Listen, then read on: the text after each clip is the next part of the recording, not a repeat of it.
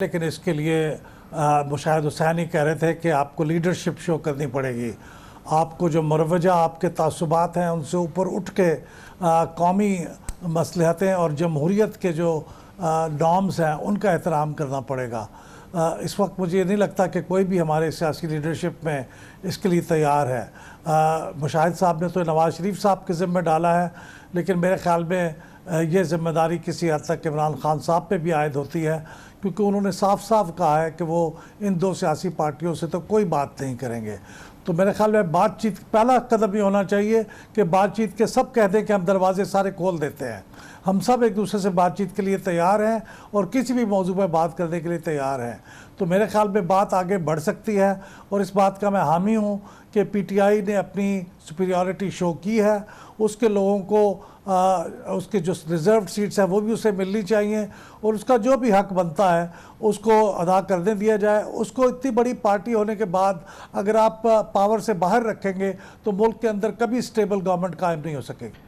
آئندہ ماہ سینٹ کے الیکشنز ہونے ہیں، تیاری ہو رہی ہے. ہمارے بالا کا یہ الیکشن بھی بہت اہم ہوگا. اس میں بھی پی ٹی آئی کے حوالے سے مختلف دباؤ ہیں، کیونکہ ابھی تک پی ٹی آئی کی وہ حیثیت تسلیم نہیں ہوئی ہے جس کے ذریعے وہ مخصوص نشستیں حاصل کر سکتی ہے. اس پورے موضوع پہ بات کرتے ہیں. ہمارے ساتھ ایک بار پھر موجود ہیں جناب احمد بلال محبوب، ایگزیکٹو ڈائریکٹر پلداٹ. بہت بہت شکریہ احمد بلال صاحب. پہلے تو ہم سینٹ کے الیکشن سے پہلے یہ بات کرتے ہیں. ابھی مشاہد صاحب نے بات کی ہے، ایک پاکستانی گواہ ہے کہ کیسے الیکشن ہوا ہے، اس نے کس کو ووٹ دیا ہے، نتائج کیا آئے ہیں، اس کا نتیجہ کیا نکلا ہے. باہر at the end of the day PTI ٹی آئی سب سے بڑی جماعت ہے.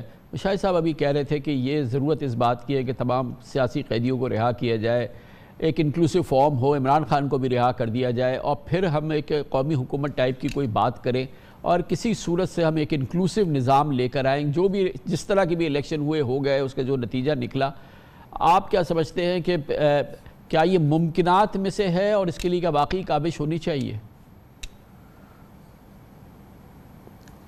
بہت شکریہ. یہ ممکنات میں سے ہے، لیکن اس کے لیے مشاہد حسینی کہہ رہے تھے کہ آپ کو لیڈرشپ شو کرنی پڑے گی. آپ کو جو مروجہ آپ کے تعصبات ہیں ان سے اوپر اٹھ کے قومی مصلحتیں اور جمہوریت کے جو نارمز ہیں ان کا احترام کرنا پڑے گا. اس وقت مجھے یہ نہیں لگتا کہ کوئی بھی ہمارے سیاسی لیڈرشپ میں اس کے لیے تیار ہے. مشاہد صاحب نے تو نواز شریف صاحب کے ذمہ ڈالا ہے، لیکن میرے خیال میں یہ ذمہ داری کسی حد تک عمران خان صاحب پہ بھی عائد ہوتی ہے، کیونکہ انہوں نے صاف صاف کہا ہے کہ وہ ان دو سیاسی پارٹیوں سے تو کوئی بات نہیں کریں گے. تو میرے خیال میں بات چیت پہلا قدم یہ ہونا چاہیے کہ بات چیت کے سب کہہ دیں کہ ہم دروازے سارے کھول دیتے ہیں. ہم سب ایک دوسرے سے بات چیت کے لیے تیار ہیں اور کسی بھی موضوع پہ بات کرنے کے لیے تیار ہیں. تو میرے خیال میں بات آگے بڑھ سکتی ہے، اور اس بات کا میں حامی ہوں کہ پی ٹی آئی نے اپنی سپیریورٹی شو کی ہے. اس کے لوگوں کو اس کے جو ریزروڈ سیٹس ہیں وہ بھی اسے ملنی چاہیے، اور اس کا جو بھی حق بنتا ہے اس کو ادا کرنے دیا جائے. اس کو اتنی بڑی پارٹی ہونے کے بعد اگر آپ پاور سے باہر رکھیں گے تو ملک کے اندر کبھی اسٹیبل گورنمنٹ قائم نہیں ہو سکے گی. تو احمد بلال صاحب، آپ کے نزدیک یہ کبھی مسئلہ نہیں تھا کہ پی ٹی آئی کو اس کی شناخت ملے، اس کو مخصوص نشستیں ملیں، اور یہ آپ کے نزدیک کوئی مسئلہ نہیں تھا؟ مگر آپ دیکھ رہے ہیں کہ کتنی پیچیدہ صورتحال ہے. پی ٹی آئی خود رائٹ لیفٹ بھاگ رہی ہے، اور بہت ہی صاف لگ رہا ہے کہ ایک ایفرٹ بھی ہے کہ اس کو یہ مخصوص نشستوں کے حوالے سے باقاعدہ شناخت نہ مل سکے، اور اس کو کسی صورت سے محدود کر دیا جائے جو بھی اس کی نشستیں حاصل ہوئی ہیں. کیونکہ بہرحال ہم جانتے ہیں کہ اس کی جو اصل نشستیں اس سے کہیں زیادہ ہیں، لیکن بہرحال اس صورتحال میں بھی اس وقت وہ صورتحال صاف نظر نہیں آ رہی کہ پی ٹی آئی کو کہ ہاتھ پاؤں کھلے ہوں اور اس کے ذریعے اس کو جو اس کی شناختیں مل جائے اور وہ مخصوص نشستیں حاصل کر سکے. جی، مجھے بحیثیت ایک پاکستانی کے اس بات پہ شرمندگی ہوتی ہے کہ پاکستان کی ایک منتخب سیاسی جماعت کے لوگ دوسری سیاسی جماعتوں میں شمولیت اختیار کرنے پہ مجبور ہو جائیں تاکہ وہ اپنی جماعت کے لیے ریزروڈ سیٹس کا کوٹا حاصل کر سکیں. یہ انتہائی میرے خیال میں غیر جمہوری اور غیر مناسب اور انفیئر طریقہ کار ہے. جس جماعت اب جیت چکی ہے اس کے ممبرز اس بات کا اعلان کریں، اپنی سیاسی پارٹی بنائیں اسمبلی کے اندر، اور پھر ان کو ان کی ریزروڈ سیٹس دے دی جائے. میں بار بار یہ کہتا رہا ہوں، اور اگر یہ نہیں کریں گے تو یہ بہت امیچور بات ہوگی. اس سے تلخیاں بڑھیں گی، اور ماضی کے جو بہت سے نقصانات ہیں ان کا پھر ہمیں ایک بار پھر دیکھنا پڑ سکتا ہے کہ وہ نقصانات دوبارہ ہوں. تو میرے خیال میں پہلا قدم یہ ہے کہ پارٹی جو جیت چکی ہے اس کو اس کی ریزروڈ سیٹس کا حق سے ملنا چاہیے. تو اس میں تو سب سے زیادہ تو فیسیلیٹیٹ الیکشن کمیشن نے ہی کرنا ہے نا احمد بلال صاحب. اب الیکشن جیسے بھی کرا دیے, اب یہ چیز تو کم از کم ہو جانی چاہیے نا. جی بالکل, یہ الیکشن کمیشن کو فیسیلیٹیٹ کرنا ہے, لیکن اس سے پہلے پی ٹی آئی کو بھی کچھ قدم اٹھانے چاہیے. ان کو اپنے انٹرنل پارٹی الیکشن کرا دینے چاہیے. ان کے ممبرز کو ہر اسمبلی کے اندر اپنے آپ کو ڈکلیئر کر دینا چاہیے ایک پولیٹیکل پارٹی کے. لیکن وہ تو دوسری پارٹیوں میں ضم ہونے جا رہے ہیں. تو اگر وہ ضم ہو جائیں گے تو پھر ظاہر ہے وہ تو کبھی اپنے آپ کو بحیثیت ایک آزاد پارٹی کے ڈکلیئر نہیں کر پائیں گے. تو فوری طور پہ جو وقت کا نزاکت ہے, وقت بہت تھوڑا ہے, پی ٹی آئی کو اس کی طرف پہلے قدم بڑھانا چاہیے. اور یقیناً جب یہ قدم بڑھائیں گے تو پھر میرا مطالبہ الیکشن کمیشن سے یہ ہوگا کہ وہ فیسیلیٹیٹ کرے پی ٹی آئی کی جو پارلیمانی پارٹی ہے کہ وہ اپنی مخصوص نشستیں حاصل کر سکے. تو احمد بلال صاحب, ویسے جو اس وقت صورتحال نظر آ رہی ہے, جو سینٹ کا الیکٹورل کالج ہے, جو اس وقت صورتحال ہے, اس میں تو پی ٹی آئی سینٹ کی اکثریتی جماعت ہوگی. کاملا صاحب, اکثریتی جماعت تو نہیں ہوگی, لیکن سب سے بڑی جماعت یقیناً ہوگی. جی جی, اس وقت بھی سب سے بڑی جماعت ہے 24 نشستوں کے ساتھ, اور آنے والے وقت پہ شاید اس کی جو تعداد ہے مزید بڑھ جائے گی. 33 کے قریب ہم اینٹیسپیٹ کر رہے ہیں کہ ان کی تعداد ہوگی, جو لارجسٹ پارٹی ہوگی.